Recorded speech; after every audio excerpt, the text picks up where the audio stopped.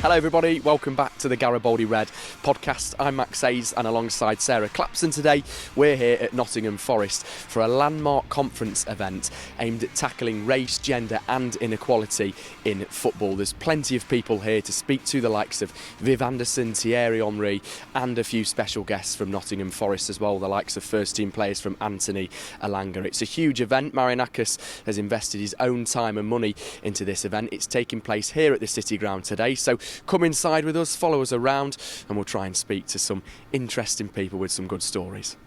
It's something that I never had when I was a player, so you look in 2024, these initiatives are really good. Hopefully things get through to the hierarchy that made the decisions, but hopefully we can move on with racism. But in this, I saw the statistics there, it's still up 30-odd%, which is terrible really. I think it's self-explanatory. I think everyone's aware of the issues that are in society that's still going on today. And you know, so events like these, initiatives, new programs need to be made aware, and people need to, you know, try and include as many people as possible so we can make changes, and we don't have to keep seeing this stuff pop up on Sky Sports and, you know, especially in Europe as well. And we can start making changes, you know, and make a better and more comfortable society for everyone. It's incredible. It's a great initiative. Obviously, it's a big subject in sport and in the world in general as well. So for myself to be here to show support is fantastic. And like I said when I spoke in there, if I can educate my children and educate and for them to live in a better world where their friends and their potentially family could live in a safe space is something that only that I can aspire for them to have.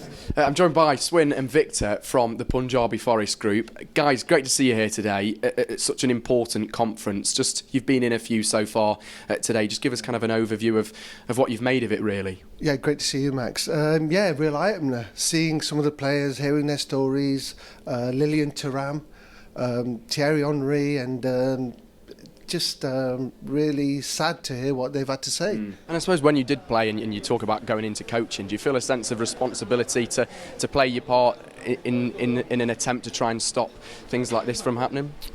I think so, but on the flip side of that, I think everyone's got the same equal responsibility. Even when you're playing, you can be in a little bit of a bubble and, you know, you're in a position of privilege, which means even more so that you need to be a bit more active. A lot of people follow us when you're playing, so your voice is listened to. You know, when you're outside of the game, your pull isn't as strong. So I think everyone has a responsibility to do, and hopefully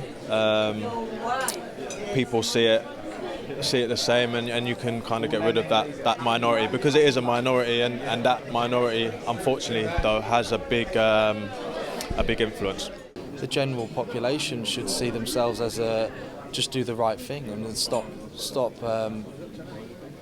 being so awful and stop being that type of person, and realise that the world is full of good people that want to be treated the same, and I think if you have that mindset, and it can only help, it's a lot more to do, and doing conventions and conferences like this is incredible, and it's brilliant. But like I said, I think each and every person should look at themselves first, and are they doing everything they can? Because we can do a conference in there and we can talk for hours on end, but then if we leave the stadium today and you go down the street and the bloke working or the bloke or woman working down the road say something, it needs change from the very bottom, and the only way to get it is if we educate ourselves and move forward. It's something that's been talked about for years, not just in our changing room, but in the world in itself. And for me, it's important, like today, to learn something new, to get knowledge, and for other players, I've seen the academy players being there. So for me, being able to speak out, I hope they can take an example out of that, and, you know, speak to their teammates when they train tomorrow, to say, oh, I listened to Anthony when he said this, said that. And yeah, it's something that we talk about in the change room because it's important to discuss, you know. So for me, if we could, like today, if more conferences can be held like this, not just Nottingham but other teams take an example out of this, that'd be fantastic. I mean, just how important, Victor, are these events, and also fan groups like yourself? Very important, because for us, it's given us another thinking of what our supporters group could do to help possibly. The young man James who plays in the lower league still plays. He's the young man that really, when he told me that story about the Santa gifts and then the gift that was given was bananas. That was actually, it took me back a lot. That did. I was very sad. And these are the things we've got to re-educate people. Racism is about re-educating. All of us, we can get in our comfort zone, but it boils down to what you teach your children. Is it something you're aware of in the dressing room? Is it something that you kind of acknowledge as a group of players? Yeah, we're together. It's a multicultural sport, and I think in our dressing room we've got different religions, we've got different races, and obviously the LGBTQ+. We don't know whether there's people within our dressing room at the moment at Forest, or there's certainly people in football that don't have the strength to come out as well. So it's important for us to feel like there's a safe space, and obviously being 28 now, I've been around many a dressing room. So if I can try and educate the next group of players coming through and giving a safe space really for players to be able to be themselves, because ultimately that's all you want, because when you are yourself you're going to be performing better, you're going to be living a happier life. And I suppose credit as well to the Forest owners for putting this event on. Yes, very much so. And I think they've done it in Athens somewhere, and they did it somewhere else abroad, and I'm glad they've come to Nottingham and tried to showcase the football club.